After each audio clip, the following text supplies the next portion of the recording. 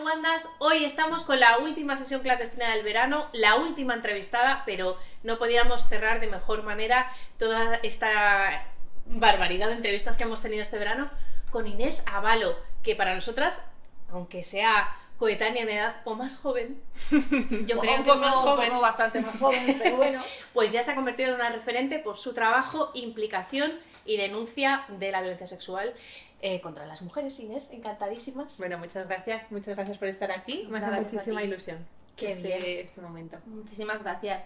Nos hace muchísima ilusión. Hace poquito estuvimos en un acto, ¿verdad? Que estaba también Mónica Lario, estabais presentando ahí un trabajo de investigación muy interesante. Tú desde el punto de vista de la psicología, porque Inés es psicóloga y además es experta en neurociencia. Tienes un máster en neurociencia. Sí, bueno, es doctora. Y ya es doctora, eso, perdón. La tesis ya se ha acabado, así que sí. Sí. Y básicamente, ¿por qué decides dedicarte a la psicología? Pues yo decidí dedicarme a la psicología por el interés que me generaba el ser humano, intentar entender un poco a la persona, ¿no? Entonces por eso me metí y al final pues es una carrera, yo creo, que te cambia mucho la perspectiva, el poder entender realidades. O sea, al final, como estás todo el rato hablando de humanos y somos humanos, pues puedes aplicar todo continuamente, ya no en ti, sino en distintos problemas sociales que vas viendo, ¿no? Claro. Entonces, ¿y qué pasó? ¿En qué momento descubres que hay un problema social con las mujeres? Pues yo creo que empiezas a darte cuenta, o yo empecé a darme cuenta, porque consideraba que tenía que ser tratada igual que cualquier otra persona, o me sentía persona. ¿Te sentías persona? ¡Madre mía! Tengo un sentimiento aflorando en mí. Y de repente te das cuenta de que no. Es que hay gente que se siente muchas cosas, pero sentirse persona es súper novedoso. Sí, y de repente te das cuenta de que tú no. Y de que hay cosas que no puedes hacer.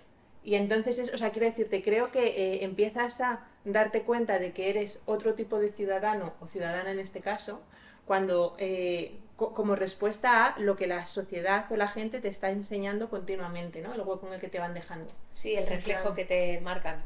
Claro. Y claro, la psicología es perdóname la expresión, un campo de nabos. Es que tenéis como un super padre, ¿no? Exacto. ¿Cómo ha sido esa evolución de la psicología desde tener unos referentes puramente masculinos y muy machistas también, ¿no? Con todas estas teorías freudianas, con todo esto. ¿Cómo ha sido el paso en los últimos años? ¿Ha ido cambiando, tú crees? Claro, pues es curioso, porque claro, tú te metes en psicología y te das cuenta de que la mayor parte de estudiantes son mujeres. Tremendo, y solamente estás estudiando a referentes hombres, ¿vale? Que dices, bueno, eso será por una cuestión histórica, pero de repente el problema es cuando en una clase somos todas mujeres y de repente los delegados son hombres. O que al final las personas que van pasando, o tienes muchas profesoras, pero de repente el jefe del departamento sigue siendo un hombre, ¿no? Entonces al final son pequeños detalles que dices, fíjate, si es que aunque seamos mayoría, las mujeres dan ese paso para atrás y los hombres dan ese paso para adelante, ¿no? Que al final es como se complementa y se mantiene una estructura de poder, ¿no? ¿Y por qué crees que hay más mujeres que estudian psicología? Pues porque yo creo que es una carrera que está feminizada, porque tiene mucho que ver con los cuidados y todo lo que sea cuidados, pues entiende que es femenino. Y además eso, al final se asocia a... creo que las motivaciones por las que las personas se meten en psicología suelen ser relacionadas con ese cuidado a los demás o intentar ayudar, ¿no? La empatía, mientras que en otras carreras es más, bueno, porque quiero ganar dinero o porque me interesa tal. Entonces, al final, el sesgo que se hace es esto es más para mujeres y eso. E incluso hay un problema dentro de la carrera que es que si tú empiezas a decir que quieres cobrar bien o que quieres tener un buen salario, es como, joder, pero esto lo estás haciendo por ayudar. Por amor al arte. Entonces, claro, esto ocurre. Claro. Ocurre en el activismo, ocurre en todos los puestos feminizados. Eso es. Y de ahí nace esa necesidad de hacer ese máster en neurociencia, de unir la parte seria de las ciencias. Pues fíjate, un poco sí, es muy fuerte, pero yo hice eso, la carrera, me hice como las asignaturas de especialización en psicología clínica, porque me gustaba mucho la parte de salud y tal, sí. Hice prácticas de psicología clínica, pero luego dije, creo que me apetece algo que sea como más serio o más objetivo. difícil, eso es. Más científico. Sí, Claro, más científico en el sentido social, ¿no? En el decir, eso es. bueno, a ver, es que la psicología son teorías, Eso de es. por Sí, aquí bueno, por no es lo allá. mismo decir Claro. soy psicóloga que soy neurocientífica. Eso es. O soy psiquiatra. Socialmente. Eso Bueno, no sé. claro, psiquiatra, por favor. Sí, Claro. y de hecho eso, cuando estaba estudiando el máster lo empecé a notar, que era como, claro, te presentas y es como, ¿y qué eres o a qué te dedicas? Pues yo notaba la diferencia abismal que se producía en la otra persona que no me conocía cuando yo decía psicóloga o neurocientífica. Bueno, claro. Es como la diferencia es, casi qué mona, ¿no? En plan, me va a salir la mente. A neurocientífica, ok. Que también generaba como una especie de rechazo o de imponer, ¿no? Que De es miedo, como- un poco, ¿no? A lo Sí. desconocido. Sí, sí. Porque en la neurociencia, ¿qué nos enseña?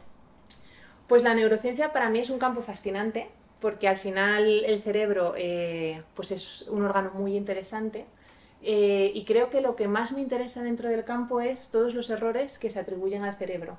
Porque muchas veces tendemos a, o sea, como el cerebro tiene esta parte de mística, ¿no? Hay un concepto de hecho técnico que es el halo seductor de la neurociencia, esa es la traducción, que básicamente consiste en cómo ante un mismo, o sea, hay estudios sobre el tema, rollo, pones una misma noticia y le pones una neuroimagen o no se la pones y si tienes esa neuroimagen te lo crees más, ¿no? Sí, la gente se lo cree. Claro, ¿Qué quieres decir con una neuroimagen? Un una escáner imagen del cerebral, por cerebro, ejemplo. eso es. Si tú pones la misma información pero con un cerebro al lado, aunque el cerebro sea irrelevante para lo que te están diciendo, Nadie entienda tal, esa imagen, ¿no? eso es, dices, mira, esto es más serio. Y claro, es muy interesante porque, fijaos, el cerebro muchas veces se utiliza como argumento de autoridad.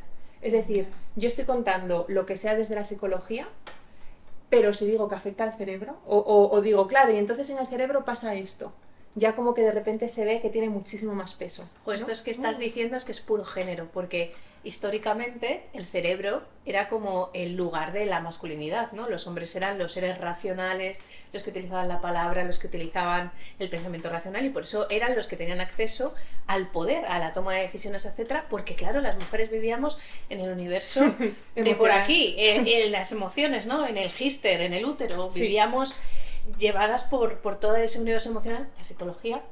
Y entonces eso tenía muchísimo menos valor porque como no era de alguna manera objetivo, todas esas emociones no se podía discutir de ellas, no se podía hablar, no eran relevantes para la vida pública. Sí. Eran relevantes pues para que se ocupen de cuidar. Sí, eso es. ¿No? Sí. Cierto. Y de hecho, por ejemplo, cuando hablabas estaba pensando en la mítica de diferencias en el cerebro entre hombres y mujeres. Claro. Pues por favor. ahí tenemos que ir. Por favor, ilumínanos. Claro, no, que muchas veces, o sea, a mí me hace gracia cómo, y eso lo podemos ir hablando a lo largo de la charla, ¿no? Pero cómo muchas veces se pregunta una cosa, pero en realidad se está preguntando otra. ¿Qué pasa con es la pornografía ficción? Que ahí llegaremos, ¿no? Pero la pregunta de ¿hay diferencias en el cerebro entre hombres y mujeres? Realmente no se está preguntando eso. O sea, no se está preguntando ¿hay diferencias en el hígado entre hombres y mujeres? Rollo, puro interés anatómico. ¿Somos Sí. diferentes en este órgano? Que Quiero podría una ser una justificación. pregunta. Claro, la cuestión es, lo que se está preguntando es, yo veo diferencias en cómo se ¿Y eso comportan. qué significa a nivel social, no? Claro, es como yo veo diferencias en cómo se comportan hombres y mujeres, son innatas, se deben al cerebro. Porque es como podría haber diferencias en el. O sea, la realidad es que hay muchos estudios contradictorios, los estudios que reportan diferencias tienen problemas metodológicos, pero no tendría por qué esperarse que haya ausencia de diferencias. Podría haber diferencias, ¿no? Al final somos seres sexuados, entonces podría haber diferencias también en el cerebro. El problema es darle a esas diferencias o atribuirles elementos que no están ahí, ¿no? O sea, al final, si algo caracteriza a nuestro sistema nervioso, al cerebro, es su plasticidad, entonces es mucho más esperable, o al menos no se puede descartar la posibilidad de que los aprendizajes diferenciales que hacemos sean los que están causando De hecho, esas sí, diferencias parece cerebrales. ser esa la tesis más, Claro, con mayor base científica y mayor consenso, ¿no? Y aún así también tendríamos que pensar que la diferencia no tiene por qué llevar aparejada una desigualdad.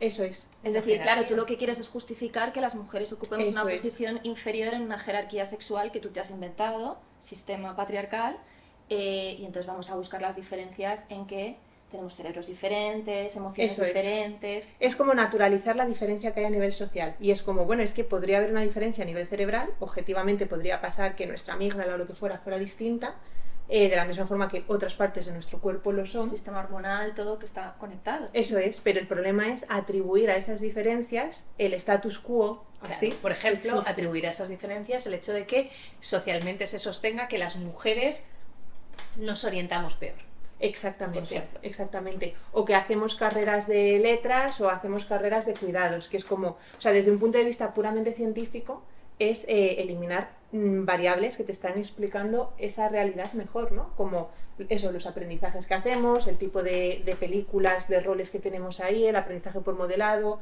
el tipo de respuesta que obtienes cuando dices... De estímulo-respuesta, claro, Claro. de la gratificación social cuando Claro. decides algo que entra dentro del patrón establecido. Eso Entonces es. la gente dice, muy bien, hija. Claro, tú imagínate una niña que dice, yo lo que quiero es ganar dinero, así que voy a hacer una ingeniería porque ese es mi objetivo. ¿Qué pensaría la gente? Madre mía, qué fría, qué calculadora es esta niña. Exactamente, Pero nunca pensaría lo mismo si lo dijera un niño. Dirían, ¡buah, qué ganadora! Esto no le para a nadie. exactamente. Sí, sí, sí.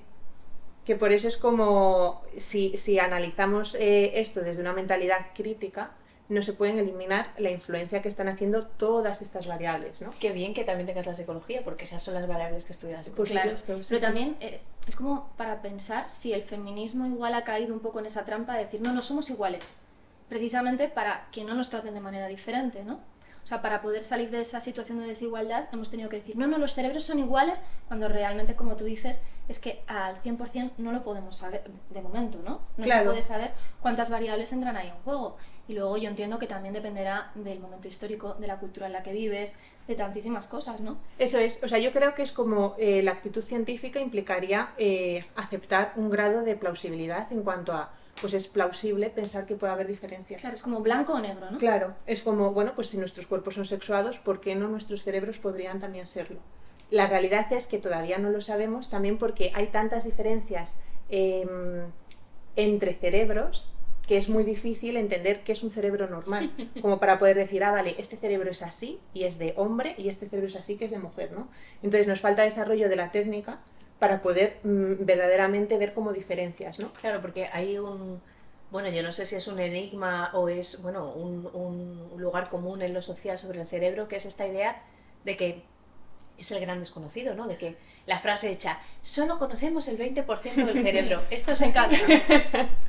A ver, conocemos muy poco, pero se sabe que el porcentaje famoso son como mitos, ¿no? Eso es un mito, ¿no? Eso Totalmente. es, sí, sí, sí. No, pero es verdad, o sea, la cuestión es que es un órgano muy interesante, entonces es normal que produzca interés. Ahora, es verdad también que hay como muchísima mística, ¿no? En torno a... Y por eso es muy importante como separar lo que es lo que se sabe de lo que se está infiriendo, de los errores conceptuales que se están cometiendo, ¿no? Pero, por ejemplo, a mí me llama mucho la atención que haya bueno, pues este interés social por el cerebro, que es un órgano, como dices, muy interesante, evidentemente, porque ahí también colocamos o pensamos que está nuestra personalidad o nuestro alma, según creencias de ¿Quiénes cada somos? quien, Claro. quiénes somos, ¿no? Es como, Sí. como el órgano donde está todo eso. Pero luego hay otros órganos que son los grandes desconocidos también, lo sabemos bien las mujeres, que nos han estudiado como el útero, el clítoris, etcétera, que no se conoce bien todo el sistema reproductivo de las mujeres, y ya hemos tratado en otras ocasiones lo que supone para la vida de las mujeres esa invisibilización, y parece que a nadie le interesa, y sin embargo, el cerebro. Es verdad, totalmente cierto. Y de hecho, a mí me gusta mucho porque, claro, como hay esa mística alrededor del cerebro, a veces es difícil discernir, ¿no? Pero hace 100 años las diferencias entre hombres y mujeres, o sea, esa diferencia social, se atribuía al tamaño de la médula espinal. Y Al entonces, tamaño. claro. Es que Ya, eso les me encanta. encanta. Hostia, ¿eh? ¿Qué pasa? Que eso ahora dices, es ridículo, porque ¿por qué las mujeres van a estar cuidando en casa porque su médula sea más pequeña? Vamos a decir, Claro, ¿no? entonces la médula de los hombres que fuera más pequeña serían más Claro, afeminados, ¿no? o sea, ahí Mujeres. vemos muy claramente que esa atribución es errónea. Y sin embargo, cuando decimos, no, es que las mujeres se quedan en casa, ponte, porque su parte prefrontal está menos conectada. Y es como, eso nos...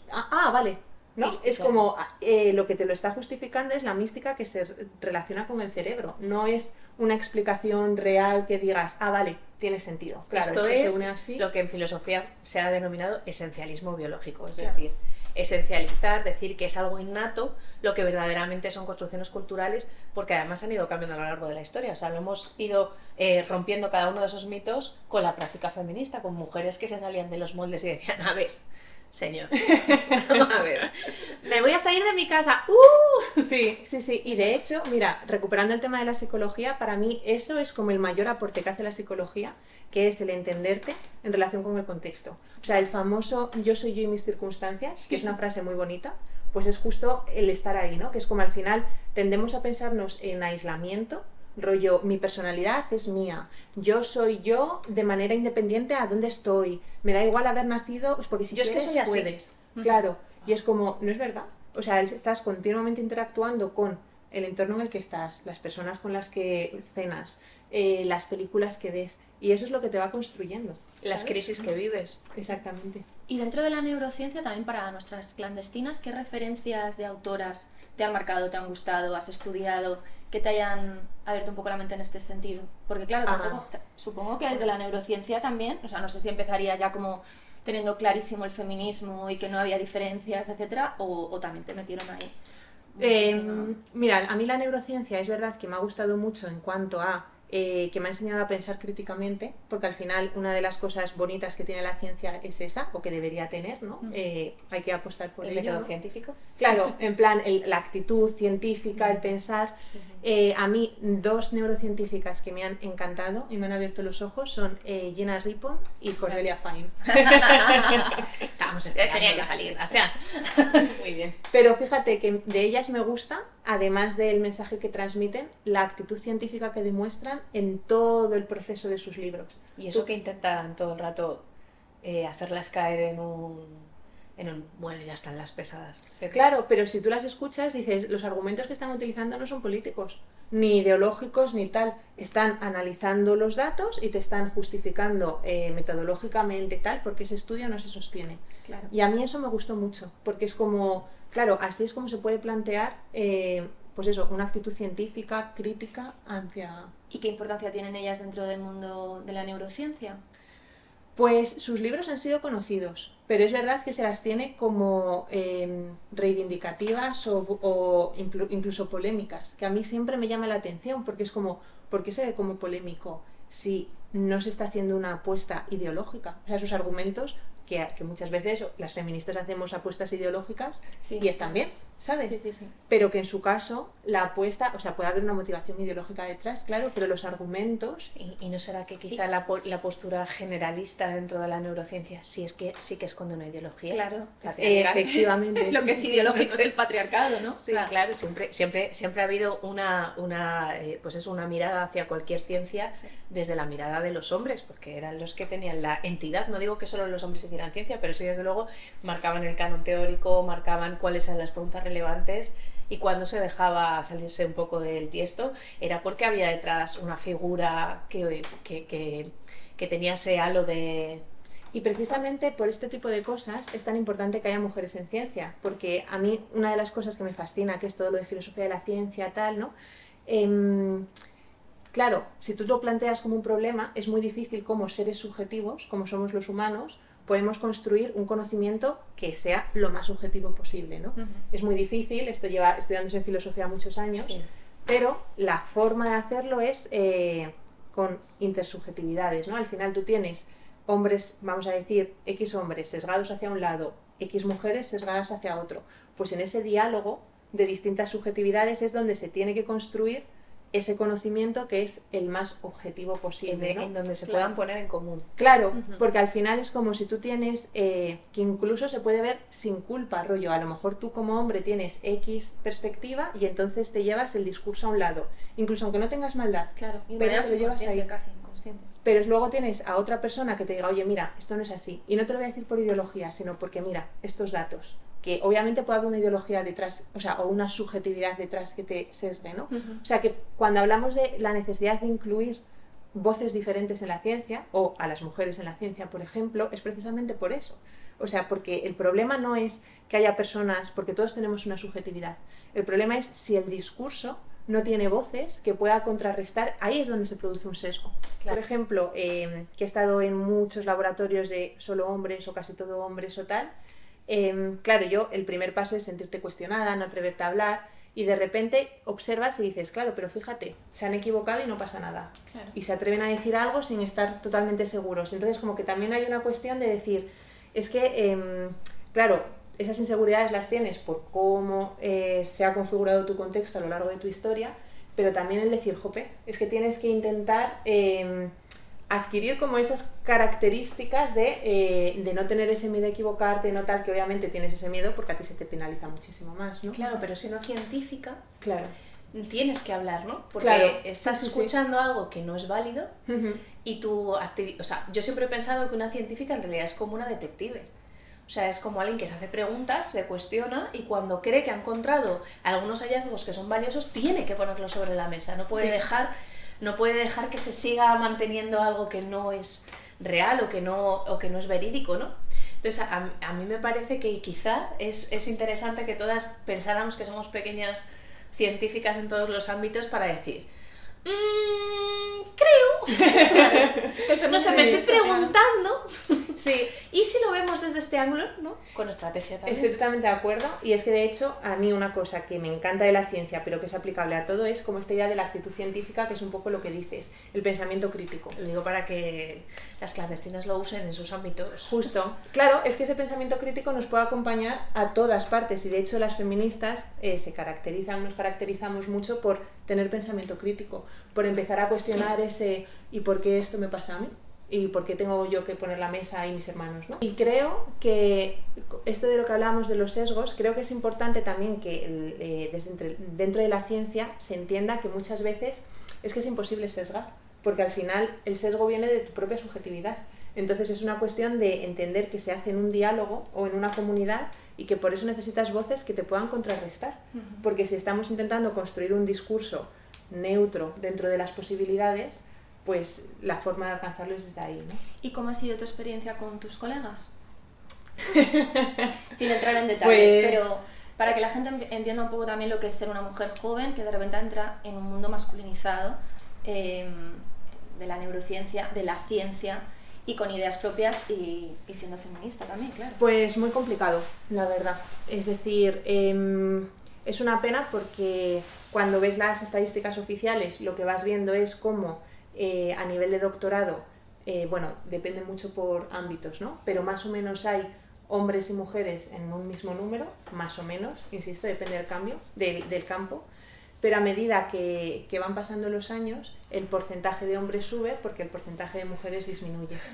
Entonces, claro, tú vas observando qué es lo que ocurre y además de problemáticas tipo conciliación, maternidad, hay dinámicas que se dan, y es que lo bueno es que esto también está estudiado científicamente, en la que los hombres hacen piñas entre sí, los hombres... Porque saben trabajar mejor en equipo, nosotras somos muy difíciles. Claro, pero es que es increíble porque en realidad tú cuando estás haciendo un estudio, al final la ciencia funciona así, haces un estudio y dices, oye, ¿me ayudas con estos análisis? Y así no sé qué tal, y ahí ¿quiénes hacen piña? Pues los hombres. Las mujeres, incluso de forma inconsciente, se consideran o les cuesta mucho reconocer o entendernos como expertas, ¿sabes? Exacto. E incluso también te pasa a ti en primera persona, que de repente ves a un metodólogo y una metodóloga y tiras a preguntarle sobre un análisis a él y dices, oye, pero que ella también sabe, ¿no? O sea que al final hay parte que es de personas con malicia o con una... sí, con una intencionalidad, vamos a decir. Pero también hay otras en las que simplemente es como ese sesgo inconsciente que tienes, ¿no? Y luego, claro, eso es como lo más nice, vamos a decir. Y luego hay un marcado acoso sexual del que hay que hablar claramente, que está muy normalizado en distintos ámbitos y niveles, pero al final la ciencia es un sistema jerárquico. Eso quiere decir, o jerárquico o vertical, pero al final tú empiezas como estudiante, doctoranda, doctora, postdoc, y siempre vas teniendo unas supervisiones. Entonces se establecen relaciones de jerarquía. Claro. ¿Qué pasa? Que si de repente empieza a haber tonteos, cuestionamientos, cuando hay una relación jerárquica de por medias, algo que, bueno, en las relaciones laborales siempre todas estas historias son complicadas, ¿no? Pero si encima metes una relación jerárquica entre medias, pues tú me dirás. Y si encima tú haces un comentario o haces comentarios y tú no lo estás viendo como algo violento, pero en realidad Sí, estás te lo hablando está de siendo. que, por supuesto, opiniones sobre el cuerpo de las mujeres, sobre cómo vienes vestida, Yo me cómo claro. eres, qué cariñosa o qué no, o hay que ver, o qué Bueno, carácter. supongo que lo típico, ¿no? Entre el doctor y la doctoranda, o sea, el director, etcétera, cómo se vende esta idea de relaciones igualitarias cuando ya hay una propia jerarquía que Eso lo está es. impidiendo. Eso es. Bueno, doble. Eso, la y la- patriarcal, aunque y la ellos no la familiaridad conocen, y la pero- familiaridad con la que tratan a las alumnas que no tratan a los alumnos. Claro, y ahí está la autoridad también y está el deseo de las mujeres construido en base a admirar a un hombre, a que ese hombre sabe más, encima Y a es un complacer. director o el doctor especializado en bla bla bla, es súper inteligente, ¿no? Exactamente, exactamente. Lo que decís como en plan, en ejemplos concretos, de primeras hay como una normalización, o lo que yo he vivido, en distintos laboratorios, o sea, no es solamente en uno, sino que al final ahí es donde ves los patrones, ¿no? Es una normalización de comentarios, de primeras. Comentarios que no tienen por qué venir con mala fe, pero la realidad es que se hace raro que todo el rato, ay, qué guapa estás, bueno, ¿cómo has venido hoy? Que es como, esto es un entorno laboral. Si a eso se le acompaña que a nivel intelectual nunca recibes ningún tipo de admiración, comentario o consulta de, oye, ¿tú qué opinas? Claro. Pues ya es como, claro, aquí se está dando una dinámica en la que, ¿no? Luego muchísimo paternalismo de yo te explico, yo tal, o sea, a mí me han llegado a explicar cosas, de yo hacer un análisis súper complicado, no sé qué, y que me ofrezcan representarme ese análisis en una gráfica, que es como, bueno, si sabía hacer todo esto, creo que sé representarlo en una gráfica. O sea, como cosas muy de, verdaderamente no piensas que yo soy muy inteligente, ¿no? O sea, porque si lo pensaras no me estarías ofreciendo como esta ayuda. O sea, el típico de los hombres me explican cosas. Mansplaining, Así. típico. Y luego está todo el tema de relaciones de poder, que claro, hay distintos grados. Está desde una persona que efectivamente se aprovecha en mayúsculas de su posición de poder para conseguir de parte de sus estudiantes determinadas dinámicas o lo que sea, ¿no? A luego una normalización en la que no se problematiza que haya relaciones sexoafectivas, personales, cuando hay una relación de poder entre medias. Sí, que no Claro. Y dices, bueno, pero si es una mayor de edad, si es estudiante, tiene 20 años. Ya, pero hay una desigualdad en esa relación consentida entre esas dos personas en la que una tiene todo el poder sobre la otra persona, vamos, la puede destruir laboral y profesionalmente cuando quiera. Ese es el Entonces, problema. ¿cuál es el nivel de posibilidad de negociación en lo Y lo sobre privado? todo que hipócrita, ¿no? O sea, tratan a las Claro. chicas jóvenes con paternalismo, como qué poco inteligentes son, ¿no? Nosotros somos mucho más inteligentes, pero luego somos muy inteligentes para tomar decisiones que Exactamente. son peligrosas, como puede ser tener una relación sexoafectiva con alguien que jerárquicamente está por encima tuyo, que es un hombre, que tiene cierta autoridad y poder, y para eso somos muy Y que listas y muy tiene mucha más inteligentes. experiencia que tú. Es decir, ahí Exacto. tenemos la doble vara de medir. Exacto. Y que en cualquier empresa, en realidad, cuando te vas de la academia o de la ciencia, ¿no? Lo primero que pasa cuando hay una relación entre iguales, incluso en algo laboral, ¿no? Que no es pueden trabajar tienes que ir a recursos humanos y decirlo. Para que si hay algún tipo de problema, pero porque lo contrario es ridículo. O sea, Claro. ¿cómo puede ser que una relación personal no afecte de ninguna forma una relación laboral? ¿Que somos personas aisladas? Es que Pues de hecho no. afecta a todo el grupo. Claro, entonces Es que de hecho afecta a todo el grupo y esa chica además va a entrar en unas dinámicas con el resto del grupo que la van a perjudicar también, porque ya todo el mundo la va a catalogar de una determinada manera por ser la novia barra Tú X consigues de- esto porque... Exacto, y Claro. todo lo que ella consiga o todo lo que ella diga va a estar atravesado por él. Exactamente. Sí, sí, sí, es que tanto para bien como para mal, la cuestión es que esta cuestión no es neutra, porque es como si estáis muy bien Eso es. y tienes un éxito, es difícil que nos atribuya a, si estáis muy mal, pues puede haber una perjudicarte de forma activa, ¿no? Y luego a mí lo que me encantaría que pasara, que nunca ocurre, es que esto les perjudicara a ellos. O sea, quiero decir, que perdieran credibilidad profesional cuando deciden estar con una chavala a la que le sacan 20. Pero si no tienen ni siquiera cuando violan o cuando abusan, y lo sabemos, y no tiene repercusión.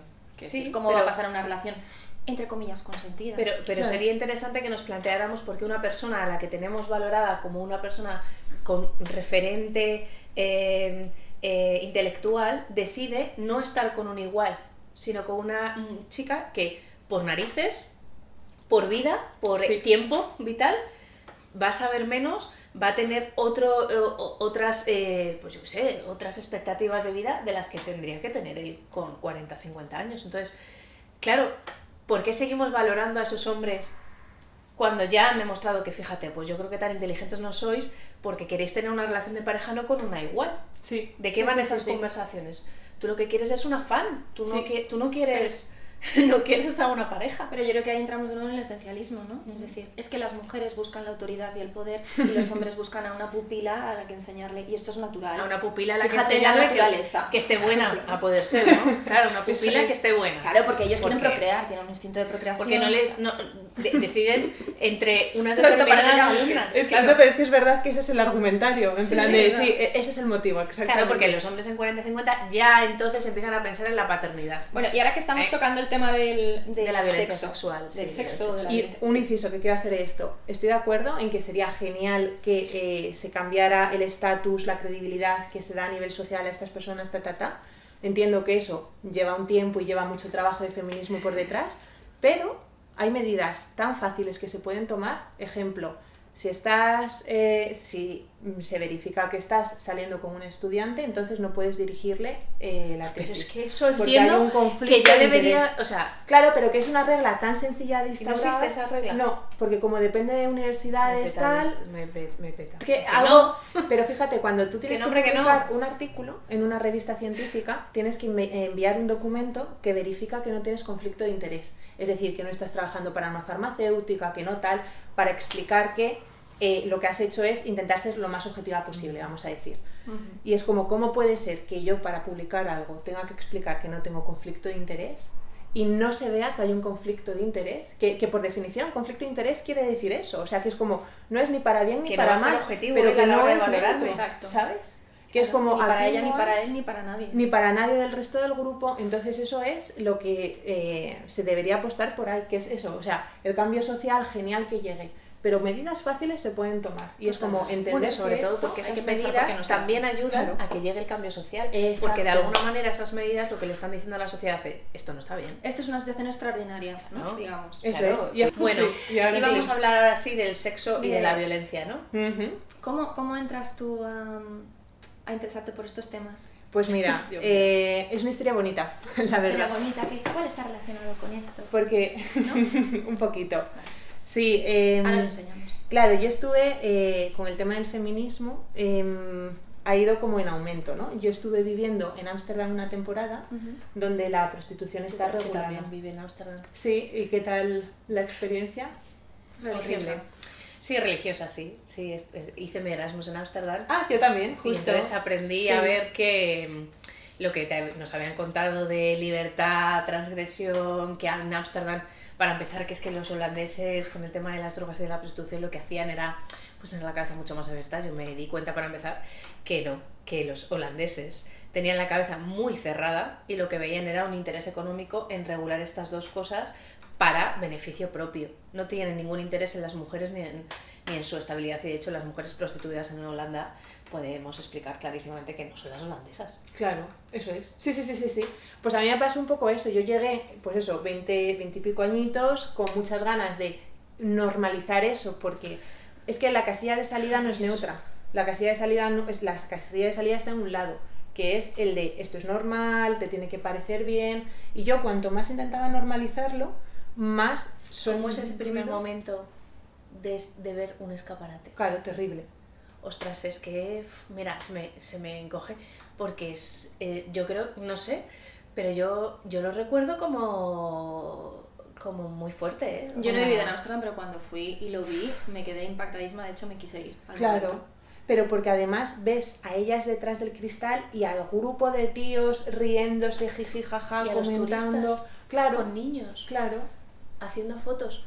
Hostia, es que una normalización, no sé, o sea, Y lo peor, sí, perdona. no, que ves a hombres reaccionando a una realidad que a ti te está interpelando porque tú podrías ser esa... O sea, creo que se produce el proceso de identificación rápido, ¿eh? Sí. O sea, o por lo menos a mí me lo... O sea, yo entendía que yo no iba a ser la de... Oh, era la del escaparate. Eso es. Y lo peor de todo es que yo al menos estaba intentando decirme, joder, la moral judeocristiana. Claro, yo ¿cómo decía, me está ¿por qué me aquí? siento tan mal? Sí. ¿Por qué me siento tan mal? Y es como... Entonces me pasó eso en Ámsterdam y luego después me fui a Italia a vivir, a hacer el máster, ¿no? Y entonces ahí dije, necesito seguir entendiendo esta realidad.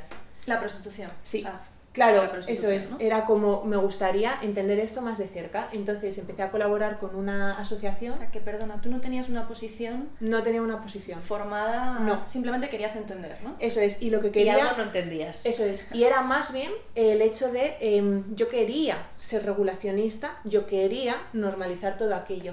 O sea, por eso digo que el punto de partida no es neutro.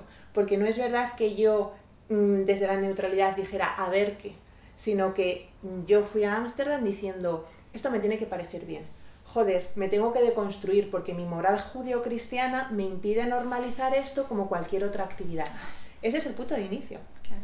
Y entonces luego te dicen, no, pero habla con ellas y así te enteras. Y dije, vale, pues en Italia, siguiente oportunidad, vamos a hablar con ellas. Entonces me empiezo a colaborar con una ONG que se encarga de que dábamos todos los días, vamos, una vez por semana en mi caso, a las 10 de la noche, y hacíamos una ruta en una furgoneta donde íbamos hablando con distintas mujeres.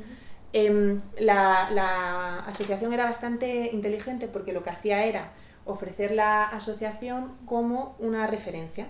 Entonces la idea era, oye, pues mirad, si queréis venir por la mañana, porque en Italia, por ejemplo, para ir a la sanidad había que hacer un copago, muchas de ellas no hablaban italiano, claro. entonces era como, y desde ahí empezar a hablar con ellas, oye, ¿sabéis que en nuestra asociación damos clases de italiano gratuitas, tal, ¿no? O sea, era mucho la ¿Era idea... una asociación abolicionista o era una asociación simplemente de atención a Pues las mujeres en prostitución? no se vendían abiertamente como abolicionistas, pero yo el primer día que llego me hablan de la esclavitud del siglo XXI como la prostitución. Y claro, Que yo eran me quedé así abolicionistas. y yo, pero ¿cómo que esclavitud? Bueno, pero están ahí por la calle porque quieren. Y entonces dicen, bueno, es que querer es muy relativo, porque en la calle tienen que pagar, ¿no? Entonces de repente era como, puf, ¿qué está pasando aquí? O sea, que tú para entrar, es que me gusta la historia porque, claro, tú para entrar no te pedían que fueras abolicionista. No, Qué no. inteligentes también, ¿no? Porque Sí, es sí. una manera de poder ayudar a ellas, pero también poder crear conciencia social de, sí, cariño, son libres, vente a la furgoneta un ratito, ¿no?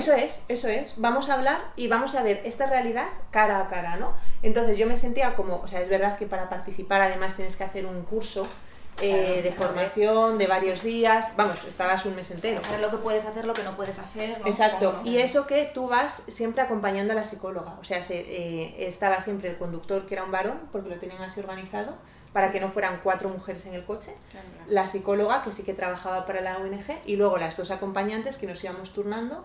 Entonces mi rol siempre era hablar, escuchar y aún así pues una formación para poder entrar y tal. Y claro, empiezas a hablar con ellas y de repente la realidad habla por sí misma. Es muy bonito en el libro, lo que me ha dado tiempo a leer, que el libro es este, Historias de mimosas y putas, chicas, para que os lo compréis y lo leáis, cómo te sorprendes de cómo son las mujeres en prostitución, ¿no? Claro. De la juventud, de la inocencia, de lo dulces que son, ¿no? O sea, como que de repente tenemos una imagen de la prostitución y cuando realmente confrontas con ella, Eso es. de repente dices, uy, a mí esto no me está cuadrando en absoluto, ¿no? Eso es. Y sobre todo para mí era, chocaba muchísimo la narrativa social que siempre se articula en torno a la libertad, que ellas están ahí porque Sí, a quieren. un animal sexual, ¿no? Sí, Como sí. dice Virginie Despentes, ¿no? Exactamente. La criatura del asfalto. Sí. Y luego cuando las ves allí dices, pero ¿qué está pasando aquí exactamente? Tal, ¿no? Por ejemplo, muchas venían de Ámsterdam y te decían, hombre, es que ahí encima tengo que pagar para estar los impuestos, aquí, y te hablaban de que allí también estaban siendo fruto, o sea, explotadas por una trata. Solo era callejera, no ibais a clubs, ¿no? Solo era callejera, sí. Y claro, a mí todo el rato la duda que yo tenía era, está claro que estas mujeres no son libres, está claro que lo que me han vendido es mentira.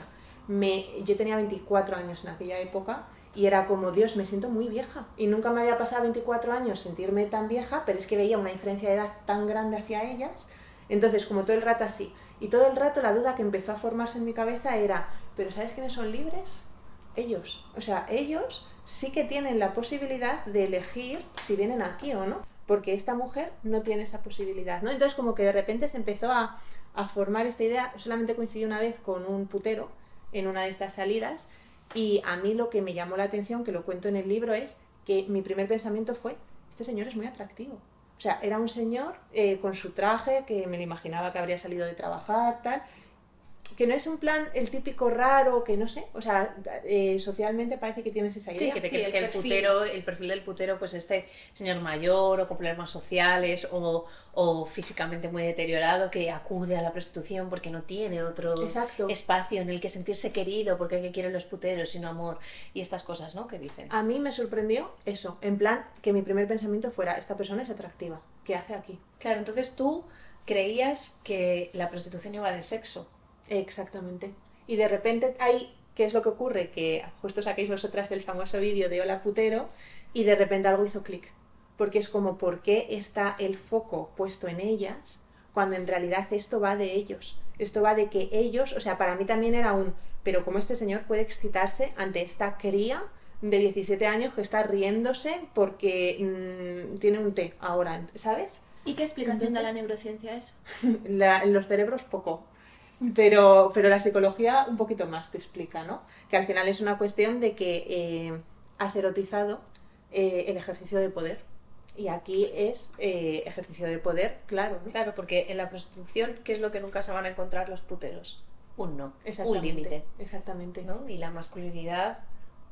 Sí, bueno, y cuando se lo encuentran, viene la violencia extrema. Sí, o van a otra, o sea, quiero decir, pero nunca van a tener un no a lo que ellos quieren. Siempre va a haber una mujer más pobre, más vulnerable, que tenga que decir que sí a la práctica X que quieran llevar a cabo.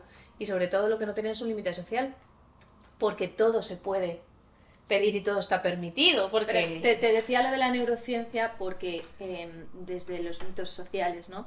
Está esa idea de que los hombres son más sexuales que las mujeres. Claro. ¿No? Pues los hombres tienen un pene aquí en la cabeza. Que la prostitución tiene que existir. Claro, porque a si no, eso iba, ¿no? Nos violarían a todas. ¿Cuántas ideas tenemos metidas en mi cerebro sobre cómo es el cerebro de los hombres en cuanto a la sexualidad, ¿no? O sea, de verdad, como si tuvieran un pene metido dentro del cerebro y fuera un impulso natural y irrefrenable de los hombres. No sé si tú eso también tenías esa serie de... Yo los he tenido, o sea, yo he pensado, no, a ver, es que los hombres necesitan follar más. ¿Por qué? No sé. ¿No? Pero sí, no sé, porque no soy hombre. Mucho se explica por las hormonas, en plan la testosterona, no sé qué. Es que la testosterona. Y luego, sin embargo, te pones a leer precisamente estas autoras que te explican exactamente cómo funciona la testosterona y por qué eso no justifica ni explica nada, y dices, que esto es ideología, no es el proceso mecánico hormonal por el que esto funciona, ¿no? Claro. Sí, o sea, es que al final es una cuestión de nuevo, entender que somos persona y contexto. Y entender qué tipo de aprendizajes están realizando los hombres y qué tipos de aprendizajes están realizando las mujeres. Y por eso el tema de la prostitución es algo que nos interpela a todo el mundo como sociedad, ¿no? Porque no va, o sea, al margen de que además estemos hablando de mujeres y de personas, ¿no? Que están en condiciones de esclavitud y que ya por eso nos debería interpelar a todas, ¿no? Sí. Pero es el punto de, estamos construyendo una sociedad en la que permitimos que el deseo esté atravesado por el ejercicio de violencia. Exacto. Y esos hombres son los que con los que interactuamos. O sea, que ahí está el punto de, incluso si lo piensas desde una parte de maternidad, ¿no? Es como, joder, yo no quiero que mi hijo crezca erotizando este tipo de... O sea, por eso que mi hijo sea un violador, claro, hablando claramente. Exactamente. Entonces es como, por eso nos tiene que interpelar a todas y por eso tenemos que empezar a ver cómo, de la misma forma que para nosotras es bastante claro que erotizar a un chaval que está en un polígono sería como, No, o sea, ¿os imagináis ver a un chaval de 16 años, pero ya no en un polígono, en una discoteca, en un restaurante, me da igual, y tener algún tipo de deseo sexual hacia él? Si es que vemos a chavales de 16 años, nosotras todo el tiempo en los talleres, y ves a niños, o sea, bueno, y de hecho muchas veces lo que decimos es, hombre, lo normal podría ser que el niño de 16 años se fije, bueno, igual en nosotras no, pero en una chica más mayor y tal, porque también está la admiración, porque puede ser, ¿no?, que te flipas por una persona, o sea, eso nos ha pasado a todas y a todos, ¿no? Claro. Pero lo raro es que tú te flipes por un niño de 16 años, no te estás flipando, quieres hacer algo con esa persona, quieres conseguir algo, bueno, y también y que tienes la mirada, perdonadme, pero perturbada de haber asociado al erotismo o a la sexualidad a la infancia, claro, directamente a la infancia. Pero aquí entramos en terreno pantanoso, que es ¿Todos los deseos son válidos? Sexuales. Em, Porque esta es la crítica al feminismo, ¿no? Es que decís que hay unos deseos buenos, que son los limpios, ¿no? Nos lo suelen relacionar con esto, ¿no? La idea judío-cristiana, y luego hay unos deseos que vosotras consideráis perversos, pero que son perfectamente normales siempre y cuando haya la querida palabra, ¿no? el consentimiento. Claro, ¿Hay deseos que nos hacen daño? claro, es que cuando me he quedado pensando en cómo lo has preguntado, ¿no? Porque es como, todos los deseos son válidos, y yo pensaba, no sé qué quiere decir válido en esta cuestión, porque la realidad es que hay deseos, ¿no? Pero de la misma forma que yo sé que puedo desear tomar Coca-Cola y que eso no me va a hacer bien, y me puede apetecer mucho, y es como una cuestión que dices, bueno, vamos a ver si la comida sana me empieza a gustar más, ¿no? Y como que ahí no hay tanto cuestionamiento en cuanto a que te pueda apetecer algo porque desde que eres pequeña te han puesto publicidad sobre la Coca-Cola es lo mejor o lo que sea, y tú dices, bueno, voy a remodelar mi deseo porque sé que deseo cosas que no me hacen bien, y de hecho intento construir un deseo más sano y que me guste correr y que me guste tal, ¿qué es lo que ocurre en el sexo? O sea, que para mí la cuestión es ¿por qué la misma lógica que aplicamos a otras cosas y sabemos que muchas veces nos apetecen cosas que no nos hacen bien y qué ocurre en el sexo para que esa lógica no funcione? O sea, casi me gustaría que se me justificara al revés. En plan, o sea, ¿por qué tengo yo que explicar, ¿no? que hay cosas que nos pueden hacer daño aunque nos apetezcan si lo vemos en cualquier otra esfera, ¿no? Efectivamente, de hecho, me estoy acordando, porque ya que hicisteis el estudio juntas, Mónica, para nuestro documental hay un momento en el que ella está explicando por qué empieza a interesarse por la pornografía, y habla precisamente de que ella realmente no quería estudiar la pornografía. Empezó con un interés por la violencia sexual, por intentar entender cómo era posible que hubiera hombres que hicieran determinadas prácticas violentas con mujeres y que además lo hicieran desde la más absoluta normalidad. O sea, Sí. no, también derribando un poco el mito de el violador, que tiene un trastorno mental, que, Sí, genial, que se que lo puedas excitaran con explicar, cosas ¿no? que las mujeres jamás... Claro, nos decía, pero excitarían. ¿cómo se puede excitar con hacerle esto, dónde lo está aprendiendo? Y ahí es cuando se encuentra con la pornografía, ¿no? Como escuela de unir el sexo y la violencia en un ejercicio de poder y no sexual. Que yo creo que aquí está el problema, que toca también directamente con la prostitución, ¿no? Es que no estamos hablando de sexo, de excitación, de orgasmo, de placer.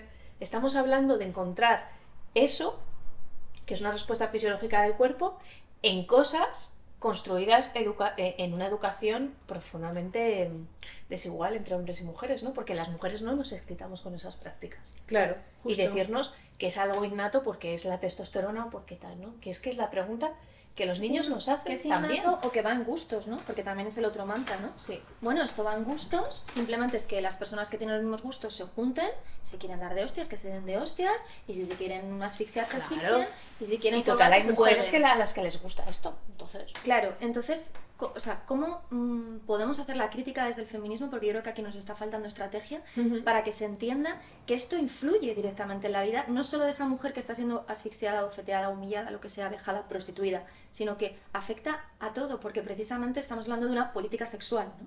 Estamos hablando de mantener un orden jerárquico, porque tú decías, ¿por qué con la Coca-Cola o con tomarnos 7 copas de coñac al día la gente lo entiende muy bien? Eso es.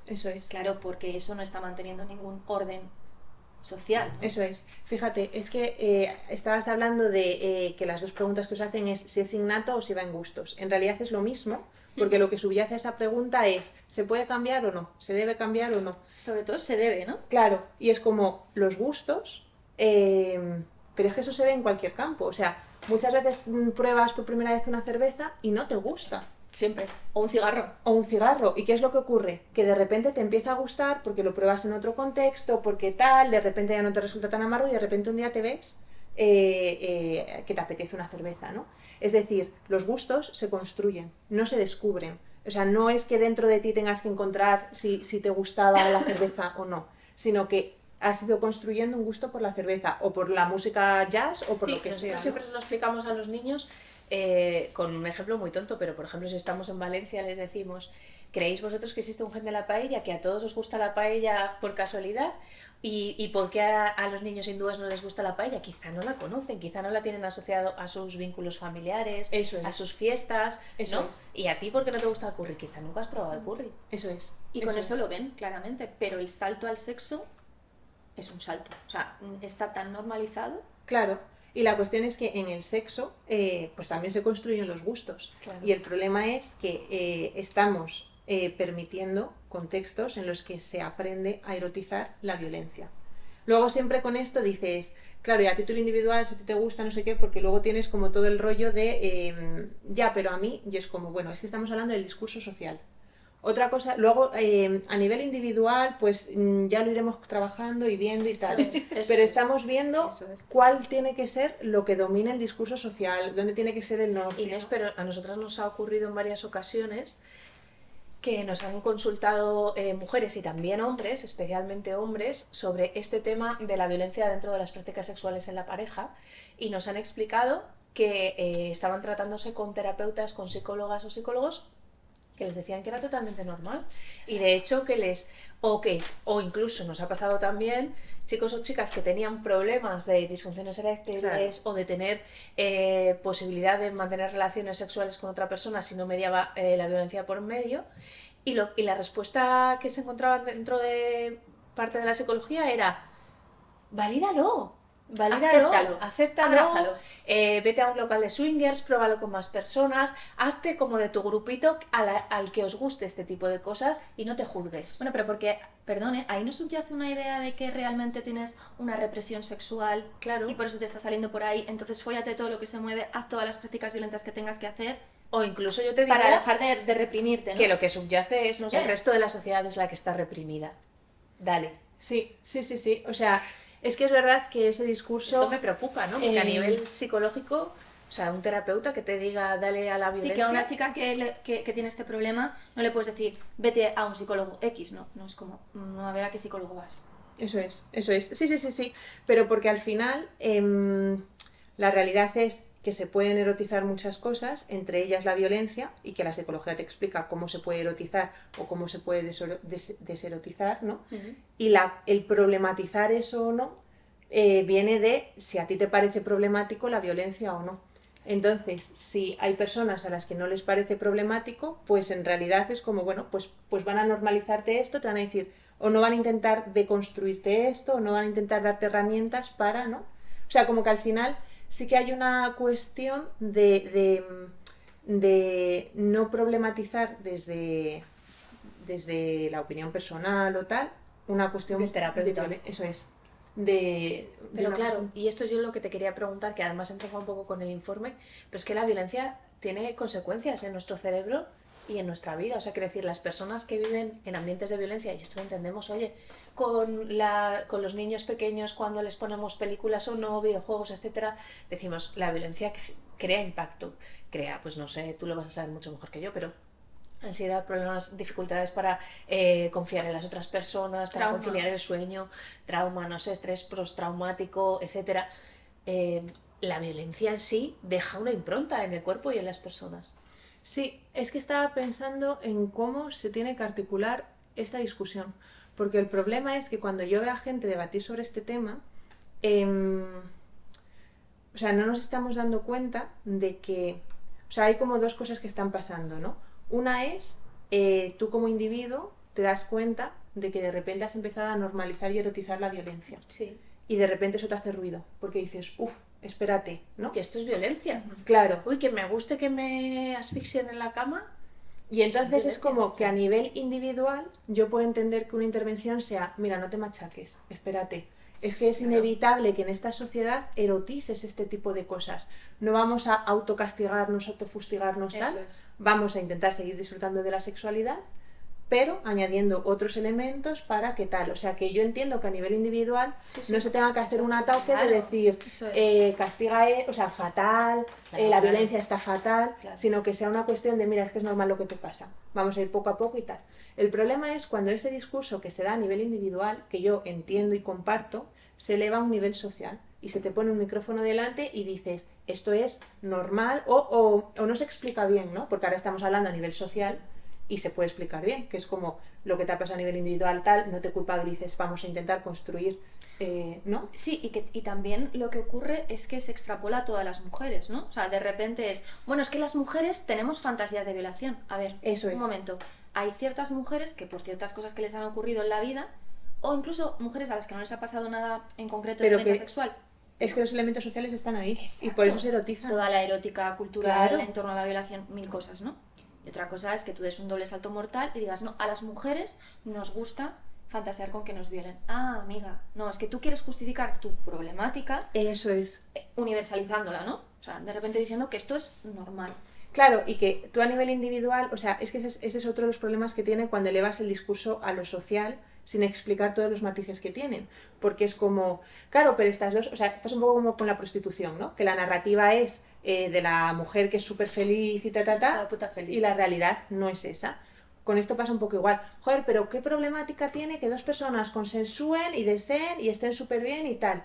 Y dices, vale, es que a lo mejor hablar de esto es hacer ¿cómo se llama? El argumento del hombre de paja, no sé qué, ¿no? Que es como, no es estar viendo que la realidad es que muchísimas mujeres cuando van a un primer encuentro sexual con un tío que les encanta, de repente el tío les pega una torta, ellas se quedan cortadas, pero ellas dicen, bueno, esto me tiene que gustar, tal. O sea, como que hay toda una Que se ha problemática. desdibujado totalmente los límites entre sexo y violencia, y las mujeres se encuentran en situaciones en las que dicen, pero ahora yo puedo decir algo, o este tío me gusta, o ¿qué Saber está que esto te pasando? tiene que gustar, saber que el objetivo es ese, porque efectivamente Bueno, y lo que el miedo, decíamos antes. el miedo, Inés, a que de repente te dé una hostia y si tú quieras parar la situación, derive en una violación real. Bueno, una violación real, entendedme lo que quiero decir. Lo que quiero decir es la imagen que tenemos de lo que es una violación. Que el tío, es que yo ya me emociono y no puedo parar, y no atienda razones si hay un no. Ujú. Entonces pasan por encima de esa sensación para no confrontar directamente y vivir una situación de mayor violencia. Sí, es verdad. E incluso antes cuando estabas diciendo lo de esta recomendación de tú prueba todo lo que quieras, si a ti lo que te gusta es esto, pues tú sigue tal, se está obviando el hecho de que ahí se va a seguir construyendo más deseo.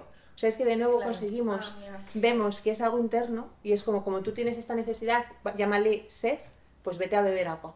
Entonces vete a muchas fuentes y bebes agua y es como, pues es que eso no es el deseo. Si la cuestión es que cuanto más hagas esto, más te va a seguir gustando. Claro. O sea, entonces, si tú estás problematizando, o sea, si tú vas a consulta porque estás problematizando esto, obviamente no vamos a hacerte sentir culpable. Pero la Ahí, realidad es que ahí es un tema muy interesante lo de la culpa, ¿no? Porque enseguida, Claro. hace poco, ¿no? Una persona muy famosa en redes, que tiene muchos libros sobre sexualidad, etcétera, contestaba precisamente a un vídeo nuestro en el que hablábamos de la erotización de la violencia y decía, es que estaba indignada, ¿no?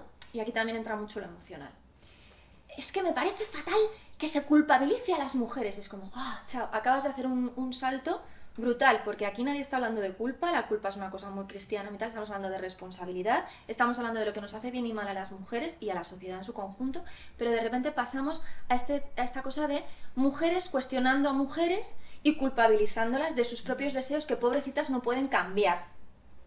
Eso es. Es que creo, por eso como cuando hablamos así, está muy bien que maticemos todo esto. Es como, es que, no, o sea, lo raro sería en esta ¿Cómo lo hacemos sociedad... para que entiendan que no estamos hablando de... O sea, ya De tenemos ellas en estratégicamente, concreto. o sea, ¿cómo salimos de este bucle? Sí, es muy difícil porque además si hay una motivación por no querer entender, pues por mucho que lo intentes explicar muy claro, pues no se va a entender. Claro, hay una yo creo que por no querer entender, no, por no moverse, ¿no? Por no decir, hostia, igual, por no cuestionarse Claro, personalmente. o sea, yo creo que lo que hay que decir muy claro es, en esta sociedad, a día de hoy, es imposible prácticamente, salvo a lo mejor, pero es que es prácticamente imposible no haber erotizado desigualdad y violencia. Es imposible. Entonces, la base es esa. Entonces, desde ahí, luego obviamente hay grados de más, de menos, de tal. Entonces, la cuestión es que no es que te tengas que sentir culpable por lo que sientes. Es como, a ti te gusta esto porque hemos crecido en esta sociedad, porque ves un videoclip. O sea, incluso no necesitas haber consumido pornografía.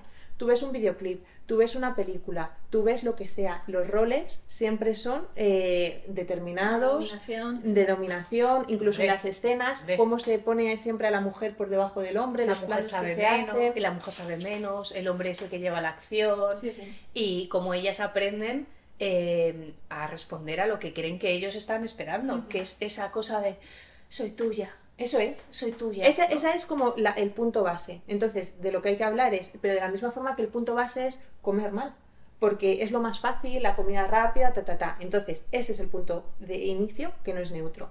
Entonces, desde ahí lo que hay que decir es queremos construir Queremos un como sexo de sociedad, calidad. claro, justo, real, Queremos sexo. un sexo libre de azúcares, que en este caso se llama violencia, Grasas saturadas. de grasas saturadas, que en este caso se llama jerarquía, Claro. ¿no? Y porque además hay una cosa que yo creo que a la gente también se le olvida, y es que cuando estamos hablando de violencia y del ejercicio del poder, el ejercicio del poder nunca se estanca. O sea, si hoy te ha excitado darle una hostia o llamarla zorra, mañana para llegar a la misma excitación tienes que ir más allá, porque necesitas hacer un ejercicio de dominio mayor, porque hasta ahí ya has llegado. O sea, ya sabes que ella acepta el zorra. Mañana lo que te va a excitar es Un poquito más. un poquito más y un poquito más. Sí. No, es que estoy muy de acuerdo. Sí, es que al final la cuestión es que como sociedad un reto bonito, loable que nos podemos marcar es construir un deseo sexual que esté basado en el buen trato, el placer, ¿sabes? Ese es como el reto. El placer Y entonces, de todas las personas. y es entender que no estamos ahí. No. Entonces, y no estamos ahí no por nuestra culpa, sino porque hemos crecido, o sea, vienes al mundo y llegas aquí. Entonces es como, bueno, pues poco a poco intentemos construir contextos que nos enseñen a erotizar este otro tipo de prácticas. Y ¿sabes? también en ese sentido yo creo que ayudaría ver el otro lado, ¿no? Porque siempre caemos en a las mujeres nos gusta, no nos gusta, nos ponen, tenemos fantasías, no tenemos fantasías, consentimos, no consentimos, pero casi nunca hablamos de ¿Y bueno, ellos? ¿y ellos? Porque esa mujer que está diciendo, no, es que a mí me gusta que me asfixien, alguien te está asfixiando. ¿Y en qué te Y esa convierte persona eso? que te está asfixiando, Eso no vamos es. a hacer nada con ella. O sea, la vamos a dejar así, porque lógicamente si te está asfixiando es porque a él le pone cachondo, porque ya sabemos que los hombres no hacen cosas que no les pongan cachondo. O sea, lo tenemos clarísimo. No, porque tú imagínate que le dices, ¿sabes a mí lo que me pone cachondísima? Que limpies todos los azulejos del baño. Estabas tú. A lo mejor esa es la tú- clave. Estabas tú que el tío se levantaba de la cama y se ponía un delantalcito y se ponía a limpiar los azulejos del baño o el váter. Sí. ¿Sabes? No, porque eso a ellos no les excita. Claro, pero... Pero la trampa es, no, yo lo hago porque te excita a ti, que te asfixie yo. Claro, pero es de nuevo la pregunta, ¿no? O sea, yo mañana estoy con mi pareja y de repente me dice asfíxiame y yo le mando al psicólogo, no le asfixio. Pero no porque me parezca mal, que también, sino porque no me excita. Claro. Sí. No me va a excitar en la vida. Sí. O sea, afortunadamente. Entonces, ¿por qué no hablamos de ellos también en ese sentido? O sea, ellos siempre están fuera de la ecuación. Sí, es verdad. ¿Y en qué les convierte? Que siempre se lo preguntamos a los chicos en los talleres, ¿no? Estáis preguntándonos si ella me dice que la asfixie, ¿qué hago? ¿La asfixio o no? No es lo que ella te dice, es dónde te coloca a ti asfixiar a una persona, en qué te convierte. ¿Tú qué quieres ser? ¿Tú qué tipo de persona quieres ser? Eso es. Sí. Sí. Es que yo creo que como hacemos un cuestionamiento de este tipo de prácticas, enseguida la crítica, que era un poco lo que decías, es como que eres policía del sexo, como que no te metas en la cama, Y creo que es que tenemos que empezar a verlo como un nutricionista que te recomienda buenas prácticas. ¿Sabes? Que es como, no hay ahí una cuestión de que ese nutricionista vaya a estar juzgándote o una persona que te recomienda hacer deporte, ¿no?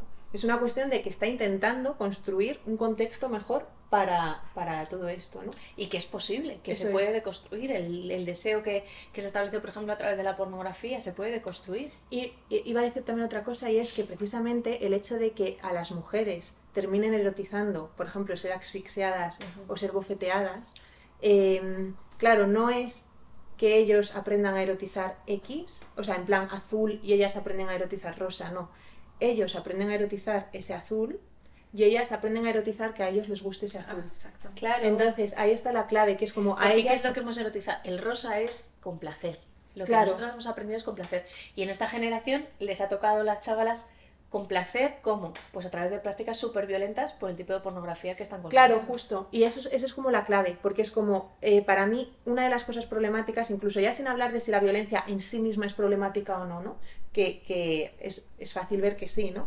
Para mí hay una cuestión de lo problemático es que ellas construyan un deseo que no está centradas en sí mismas. No, la sexualidad es un medio, no un Eso fin, es. ¿no? Y que es como, no sabes lo que te gusta. Al final lo que te gusta es lo que has aprendido que le gusta al otro. Claro.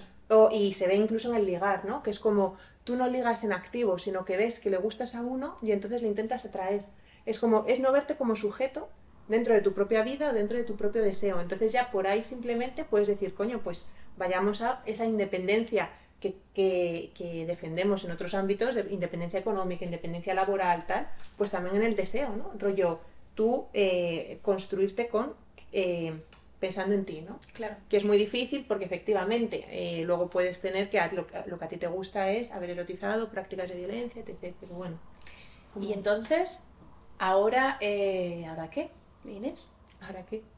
Has estado estudiando la prostitución, has estudiado cómo les afecta aquí a los hombres el uso... Esto lo pueden consultar online, ¿verdad? Sí, de está la online. pornografía, luego Sí. dejamos el enlace para que lo puedan consultar. Eso es. El uso y el abuso de la pornografía, cómo va trastornándoles el cerebro y por supuesto su práctica social con las mujeres. ¿Y ahora qué? Pues a mí me gusta, vamos, estoy con unas compañeras haciendo como una especie de segunda parte que es consumo femenino de pornografía. Para que que Se se está entienda. centrado en el impacto del consumo masculino. Claro, porque lo queríamos ver en relación con la violencia sexual y entonces como los que ejecutan violencia sexual son ellos, pues de ahí, ¿no? Pero al final lo que ocurre con el patriarcado es que las dos piezas encajan perfectamente, ¿no? Lo que decíamos antes de ellos hablan en una reunión de trabajo porque ellas también se callan. Que no es culpabilizar, ojo, es una cuestión es de analizar. esto encaja. Es explicar que esto se construyen complementarios. Eso si es. no, no funcionaría. Eso es, que no es un El rosa y género, un azul. el género son dos piezas que tienen que encajar, el rosa y el azul. Eso es, eso es. Entonces como que me gustaría, o estamos en proceso de hacer como esa parte de cómo impacta esto a las mujeres y cómo tal. Y ahora lo que hay que hacer es, desde mi punto de vista, crear conciencia social sobre un poco todo este tema, ¿no? Que es muy difícil porque tristemente vivimos en una sociedad en la que el debate no está permitido. Yeah. Y eso es lo triste, ¿no? Cuando hablabas de esta compañera tal, pues es como, joder, es que como sociedad, o sea, más allá del feminismo tal, que 100%, hay que plantearse qué está pasando como para que no podamos hablar sobre estos temas, ¿no? ¿Qué está pasando?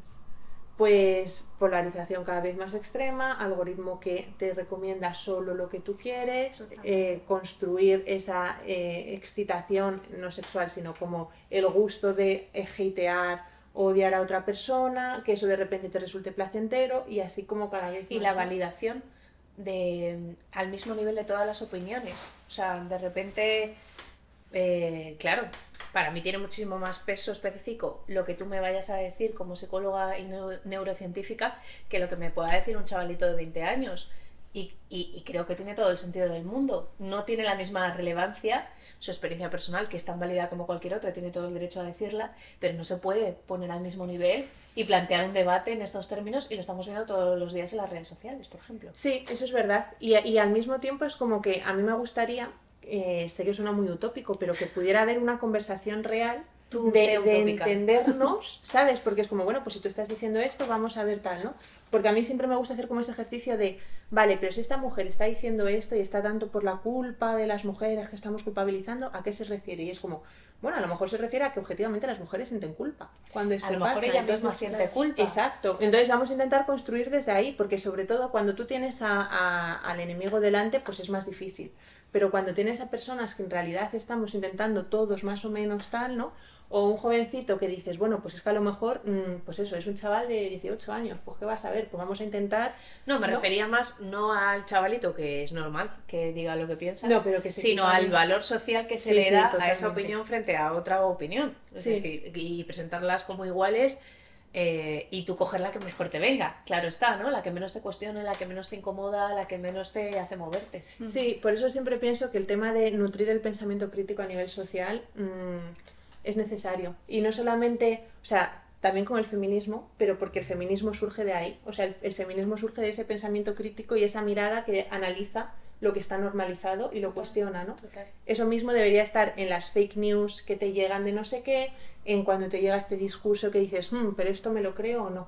Y a nivel social yo creo que ahí es donde tenemos el reto, de verdaderamente cuestionarnos, alimentar esto, el pensamiento crítico, la mirada crítica sobre los debates, sobre tal, Que ¿no? precisamente es algo que todo el rato se censura cuando hablamos de la sexualidad, ¿no? Cuando queremos criticar a la pornografía como industria, cuando queremos... Porque Teresa y yo lo hemos hablado mucho, Inés, que ahora quizá parece que en la sociedad hay una preocupación real por la pornografía en tanto en cuanto a acceso de los menores, Pero el problema de la pornografía no es solo el acceso de los menores. Bueno, porque claro. parece que ya no les quedaban más narices, ¿no? O sea, la evidencia es tan evidente Claro. que de repente es como, ah, bueno, venga, sí, tenemos que encargarnos de esto porque los niños no pueden ver este contenido. No porque este contenido no tenga que existir, sino Justo. porque los niños no deben verlo.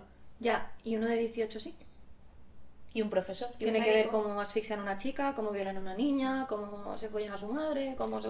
Tiene que excitarse sexualmente ante esta práctica, que es como todavía más duro, ¿no? Porque no es verlo, es utilizar ese material como mecanismo de excitación sexual. Que no por verlo, eso- sino que se produzca, que se grabe, que se difunda, que se lucre en las industrias criminales, que se explote. O sea, quiero decir, Sí, sí, sí. la problemática no es que los niños vean Exactamente. pornografía. Sí, sí, sí, sí, total. Sí, es como, eso es otra cosa más. Pero Eso es el reflejo de una sociedad que tiene todo esto. que está con todo esto por debajo y ahora lo vemos porque nos está estallando una bomba de violencia sexual entre los menores. Sí, Pero es que la violencia sexual está entre los mayores. sí, es verdad. Sí, sí, sí. ¿Y sabes qué pasa? Que a los hombres, o sea, obviamente es que generalizar es difícil, ¿no? Porque hay hombres y hombres, pero hablo de hombres que consumen pornografía.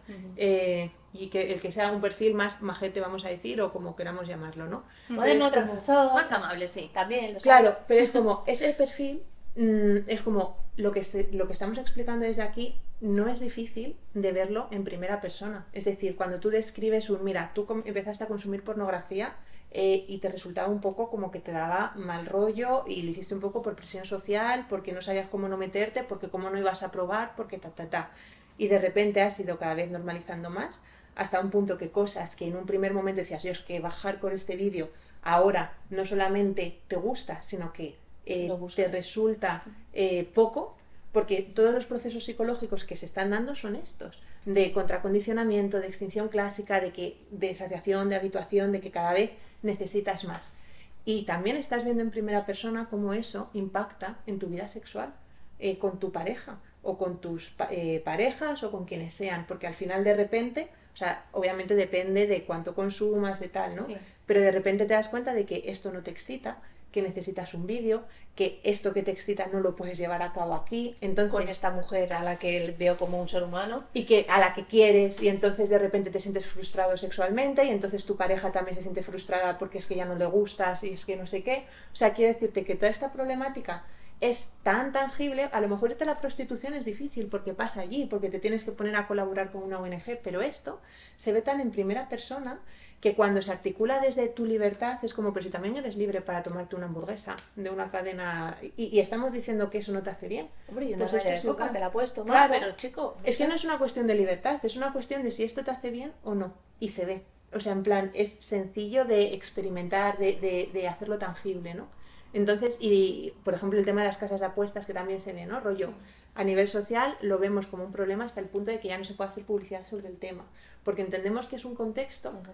que tiene luego un impacto, no es algo que pasa ahí y ya está, sino que tiene luego un impacto. Bueno, porque quizás nos cuesta un poco, ¿no crees? A lo mejor como individuos reconocer que no somos tan omnipotentes o tan omnipotentes en el sentido, me refiero a mí nada, o sea, mis decisiones son súper libres, a mí nada me está coaccionando, para nada, yo soy libre. Claro, sí, sí, O sí. sea, hay un punto de pensarnos que nada nos toca, que nada nos duele, Que tú nada... puedes elegir, cuando en realidad es que cuando lo analizas en otros contextos es muy claro, porque dices, yo leo una novela o veo una serie y es como, me estás diciendo que ese contexto no influye en absoluto en el tipo de conversación que tienes luego, en tal, o sea, porque quiero decirte, tú comentas, pues he visto esta serie, eso quiere decir que este contexto ha influido en la conversación que tienes luego. Pues incluso fíjate, cualquier persona que escriba sabe que lo que está leyendo le va a influenciar en la manera en la que luego va a en el escribir. estilo, y lo dicen los Sí, escritores. pero que es real, o sea, que podéis hacer la práctica.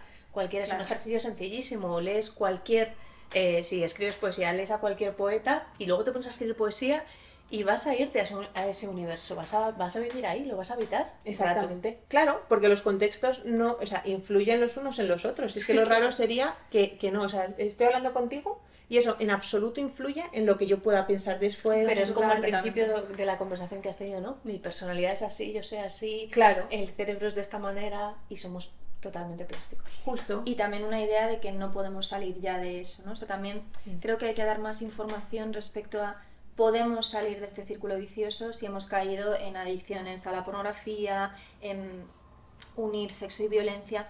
Hay una salida. Claro. Y porque la se salida puede es seguir estupenda. construyendo. Claro, justo. No es menos divertido, no es de repente voy a tener un sexo aburridísimo, porque No. también nos lo venden así, ¿no? Este es el Eso sexo es. guay, transgresor, que mola, moderno, el resto, un tal, y luego es un rollo.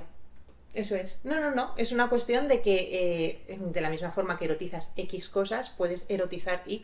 La respuesta va a ser la misma. Bueno, La y única además, cuestión es... yo creo que también hay que empezar a hacer publicidad de ese sexo placentero. O sea, quiero decir, desde luego para las mujeres es la hostia. No tenerte que preocupar por tu seguridad física en el ámbito de las relaciones sexuales, tener confianza con tu pareja, no tener miedo o a tener que estar todo el rato negociando, y sobre todo el placer que vas a conseguir es infinitamente mayor. Pero es que para ellos también estar con una persona que está disfrutando abiertamente, que está viva en la relación, que se mueve, Eso es. que habla, que articula pensamiento, que se ríe, que tiene orgasmo tras orgasmo, es una sensación muchísimo más potente. Claro, más luego todos los mitos que te cargas, porque toda esta idea de que el sexo solo tiene que pasar por penetración, que si no hay penetración no has tenido sexo, que Es que los eso sí dos... que es aburrido, más. Claro, O sea, yo que esto los lo dos veo- han tenido que llegar al orgasmo porque si no tal, que es como, pues esto es muchísimo más dinámico. A veces llega uno, a veces otro, a veces los dos, a veces